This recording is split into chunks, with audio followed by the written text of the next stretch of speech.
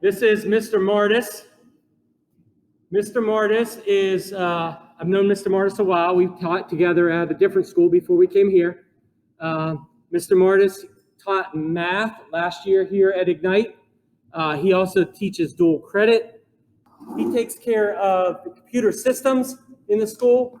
So if you need a laptop or something like that issue, and he also takes care of the television screens in the hallways out there. So when you come in the front or in the hallway here, you can see those big TV displays that have the teacher's pictures or videos or happy birthday messages. If you ever have a birthday message, you can talk to Mr. Mardis. He can take care of it. He has many different jobs here in Ignite.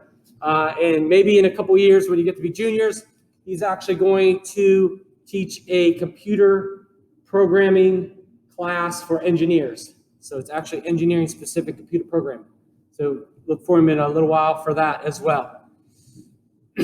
Also, in addition to all the things he does here at Ignite, one other neat thing you want to learn about Mr. Mardis is that Mr. Mardis was a Toyota engineer for many years.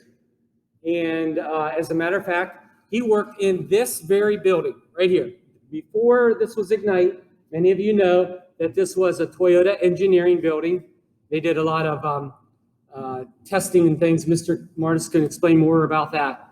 But Mr. Mardis actually worked here before it was Ignite. So how cool is that, right? So he probably walks around sometimes and he gets deja vu, like he thinks I'm back in Toyota, but it looks so much different, right?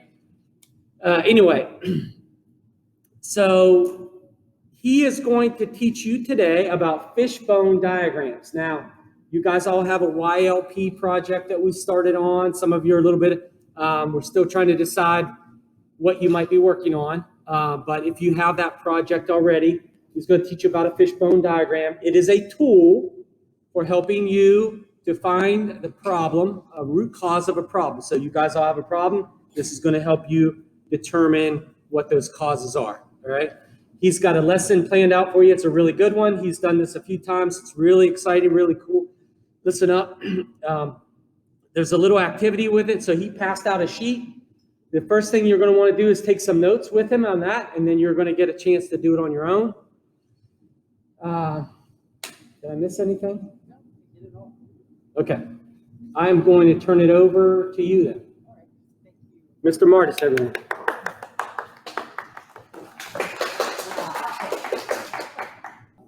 All right, guys, the thing I'm going to show you today is everything you've learned for the first year. This is a freshman class, right?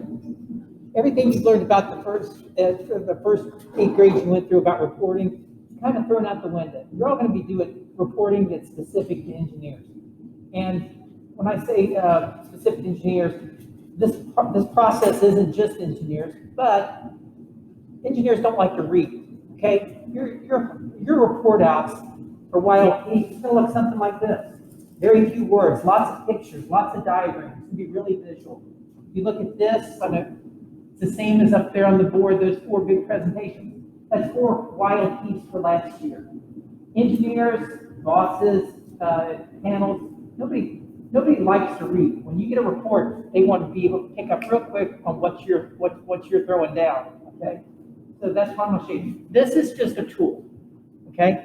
Fishbone diagrams is just a tool, like it says on the board, for problem solving. All right, fishbone diagrams is just a visual way. The fewer words on this, the better. You'll see that this flows a lot better if you're really succinct and really tight with your wording. Okay, it was invented in the 1960s, all right? Well, the guy that takes credit for it came up with it in the 1960s. But the real truth is, probably this process has been around a lot longer. It was just formalized then. Okay, it's used in engineering. When you bring up fishbone diagram, most of the people at the work world thinks about it with engineering, but this is used in medical. This is used in the medical field. This is used in business. This is used for finance. Okay, anywhere that there's problems, they use this for solving. If you use a fishbone, chances of something slipping by you in the problem-solving process it's not eliminated, but it is greatly decreased. Okay? When you use the fishbone diagram. Guys, this usually works better in a team atmosphere, all right? But because you're all doing YLPs yourself, you're going to be asked to do this individually. So it's really important not to fall on the team mentality, and you all make sure that you all pick this up today. It's not a rocket science. It's not anything that anybody in here can learn. Okay. That being said, I have told the other groups, I've seen some really highly paid executives that struggle with this. Okay, it's an acquired taste, and you've got to practice it. All right, and this is also the thing I've got. It's also great for report outs because, like I said, if you go into a meeting, you know, a lot of the times you're going to be giving it to people that are making a lot of money. Time is money. Okay, they want to pick up really quick what you're saying to them. So this is just a visual tool.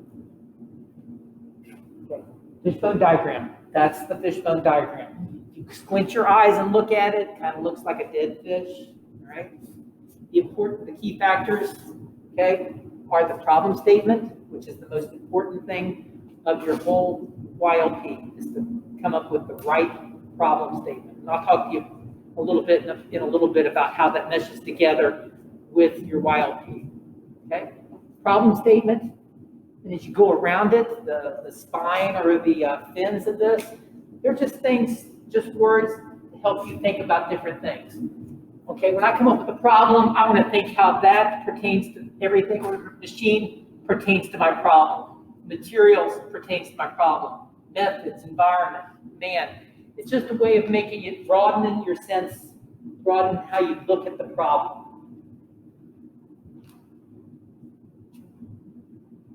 Okay, the things I got, man, method, machine, all this up here. Guys, those are just words. You can change them to things that fit better.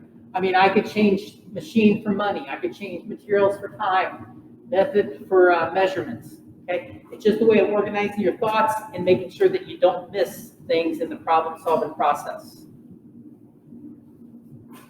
Okay.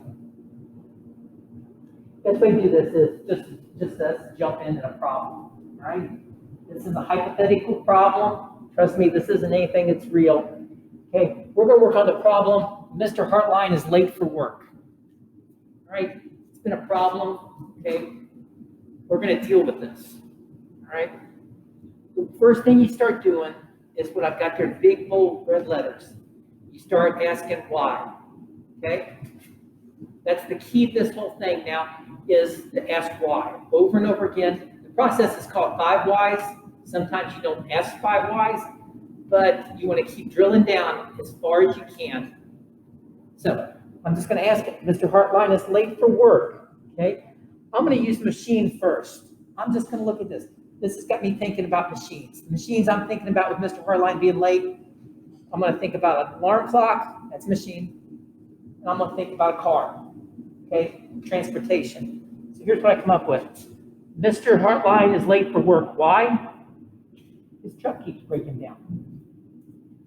Okay. Oh, I'm sorry. Mr. Klein, I'll let y'all know. Guys, y'all take notes during this. Mr. Klein is going to take these up. One side's going to be the notes. He's going to give this back to you. And the other side's going to be a exercise we're going to do. This is a grade. So you might want to keep up with this as we're going through. All right. Going to start to work through these. Mr. Hartline is late for work. Why? This truck keeps breaking down. Right? That's not the end of the problem. That's not the root cause. What we're trying to do is drill down to the root cause, what the real problem is, what to address. So I just keep asking why. Why does this truck keep breaking down? Okay, he doesn't keep up with the maintenance. All right, I'm going to stop there. I mean, maybe you could have went further with it. Let's see how this works. Watch this. Mr. Hartline is late for work. Why? The truck keeps breaking down. Why? He doesn't keep up with maintenance. And you can keep asking why if you think there's something deeper there. All right, at this point, I want to point out to you the opposite of why is therefore. Okay? The opposite of why is therefore. You have to make sure this works backwards too. Watch how this works. Okay? Mr. Hartline doesn't keep up with maintenance. Therefore, his truck keeps breaking down. Therefore, Mr. Hartline's late for work. Okay? This has to work both directions. Okay, and this takes a while to get that. Sometimes it comes down to just changing a word, all right? It works. Ask the whys, it works. You do it backwards, do the therefores, it doesn't. Sometimes you just have to change a verb or just change, just add a few words, but you wordsmith this until it works. All right, I've been teaching, this is the seventh, I think this is the seventh time I've been through this the last few days. I've also did this to the juniors, for the juniors twice now. Those four A3s you see on the wall over there, really good A3s, their 5 Ys don't work, they clunk. Guys, you should be able to walk up to these, and right in the middle of that is the problem solving, right? Theirs does not work, all right? They probably got the information they needed out of it, but they didn't use the right process. So for the juniors, it was sort of like a, I don't know, we just tried to level them up on this. All right, I'm gonna move on around on this, okay? I'm gonna look at methods, right? My definition of methods is anything that's like a standard way of doing things. It can be Mr. Hartline's just preference on how he does stuff. It can be a standard operating procedure. It can be a catalog, okay? Just anything that's a method. I'm gonna go through these. Mr. Hartline is late for work. Why? He's delayed on the road. All right, one thing, if you think about it, this is where it could branch off, right? Maybe I'm kind of jumping ahead here. I'm going to pick one avenue, but there are several reasons that Mr. Hartline could be delayed on the road. So this could go in several different directions. You can go as many as you want. I'm just going to pick one for this. Mr. Hartline is delayed on the roads. Why? There's construction on the way to work.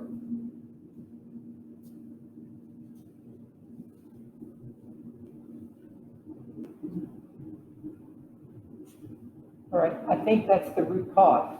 I'm going to ask it again, just why is there construction on the road? You might come up with another why. Chances are there's nothing you can do about it. So we're going to stop there. This is the root cause for this one. But for the sake of this, I got to check this to make sure it works both ways. Mr. Hartline's late for work. Why? He's delayed on, there are delays on the road. Why? There's construction on the way to work. There's construction on the way to work. Therefore, he's delayed on the roads. Therefore, he's late. You see the flow of this? It works in both directions. Guys, any questions on this? Does this seem pretty simple? It is, but I guarantee when I turn you loose on this project in a few minutes, you're going to stumble a little bit with it. You just have to stick with it till you get the right words. Okay, next one. This is sort of a catch-all, okay? Next one, I'm going to look at man. I'm just going to look at Mr. Hartline in general for this one. All right. Mr. Hartline is late for work. Why? He oversleeps. Okay, guys, got some reasons. What's the next why? Why might Mr. Hartline oversleep? Throw out anything. Yes? Do what? His alarm clock didn't go off. You know, that would have been a good one to put under machine. Like, yeah. But no, that's perfect. Yes. He stayed up late. Boom. That's the one I put down. Doesn't mean that's right. That's just the one I put down.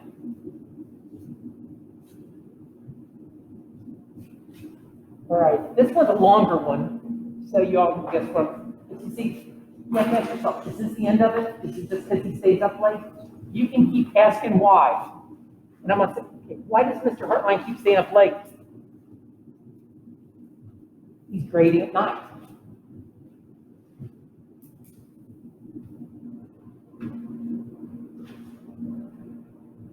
All right, is that the root cause? Are we done? Think about it. Is there another why? On this one, I said we could go on. Okay, he's grading at night. Why? He's got no time during the day.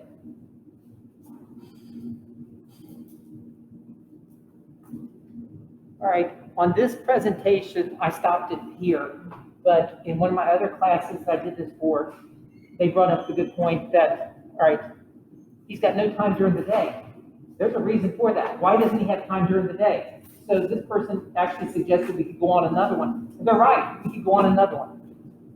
Right? This could probably go on for a while. Right? Let's check it now. Let's just talk it through. Mr. Hartline is late for work. Why? He oversleeps.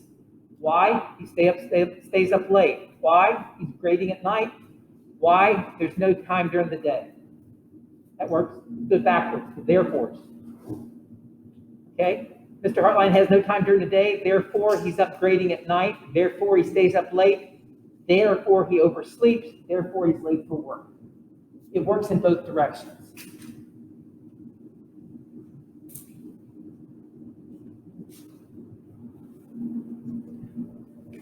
Right. The last class I had, lots of people wanted to share theirs when it came time. We're going to do an activity. Lots of people wanted to share this, but they kept going because. No, when you're reading these, when you think of these, be thinking why. And then if you do it backwards, do the therefore. Don't go because. All right. I'll show you what they were doing here in a second. Mr. Hartline is late for work. I'm going to look at environment. The reason I added this one at the end is a lot of people think environment's always outside.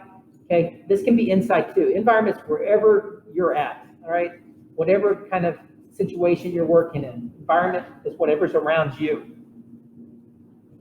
Okay, Mr. Hartline is late for work. Why? He's delayed on the road. Notice this is the same one that you've written down before. This could have just been forked off of that. Delayed on the roads, goes in this direction, and you take this Y's in that direction. For this, it's just Mr. Hartline is late for work. Why? He's delayed on the roads. Why? Bad weather.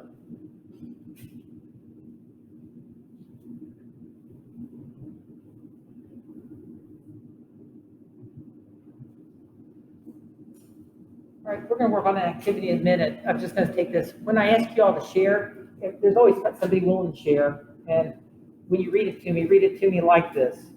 Mr. Hartline is late for work. Why? Because he's late on the roads. Why? Bad weather. Then reading it backwards, it's there's bad weather, therefore Mr. Hartline is delayed on the roads, therefore he's late for work. That's how you read this. The last class kept going because they didn't want to say why. But the key part of this is just keep thinking why. All right. This is mine that I did up yesterday. All right. The same problem. I think it's got one additional one on it. Oh, I'll just show you this.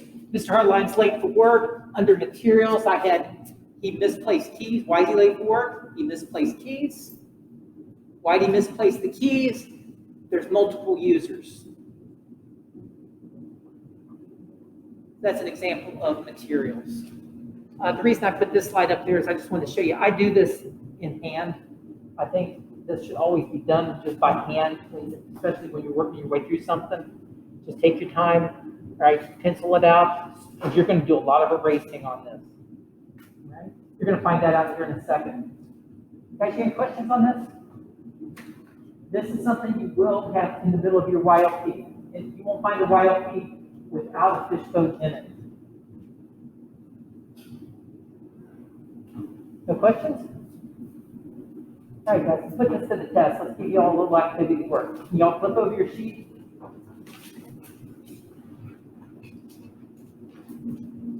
All right, here's the activity. Here's the situation. Just like Mr. Hartline being late, this is hypothetical. All right? You've got your cool Aunt Minnie. She's starting to get up in years. All right? She wants to give you her car. She's got a 4th generation Supra. I mean, it's nice. Red, cherry red. It's a 5-speed. All right? It's got a few years on it. The 4th generation they stopped making back about 15, 18 years ago. But it's nice. The nicest car in the parking lot. She gives it to you. All right? You drive this thing for about 5 or 6 months, and you notice this car is breaking you up. It's cost so much. It's so expensive to use. All right? You want to do some problem solving. You love the car. You want to keep the car. It's a free car, you want to keep it, but it's costing you too much. So you want to do the problem solving, why it's costing too much. The problem statement for this, you can put this in the box, is the car is too expensive. Using this car is too expensive. The car is too expensive, the super's too expensive. Any way you want to write that, right? What I'm asking you to do is to do some problem solving on why this car is too expensive, right? Just kind of spark some thought. What's the major expenses with a car? Major expenses with a car. Gas, right? Gas is the first one that comes to anybody's mind. Gas is the first. What's another expense that comes with a car? Maintenance. Maintenance can rack up bills really quick. What's the third major expense with a car? And I know I'm talking to freshmen. You're all just months away from having to deal with this. Insurance. Insurance is the next big expense. So when you're thinking about this, think about these expenses. All right, gas, insurance, and maintenance. All right. So what you want to do now is you don't have to fill out one for each one of these. Okay. I want you to come up with 3 different whys. Okay. You can put both of them under. You can put 2 under machine and 1 under method. You can put 1 under man and you pick out any one of these you want. If you don't like these headings, think of your own heading. All right. This is just a tool. All right. But I want you to start working through the 5 whys. Remember, whatever you come up with, you keep just asking why. And if you've done it right, you read it backwards and you see therefore. You're going to see that watching me do it up there, yeah, that makes sense. But it's not so easy to do. So first thing I ask on this is the car's too expensive. Why? And then you just go in one of these directions. All right? So go ahead and give it a try.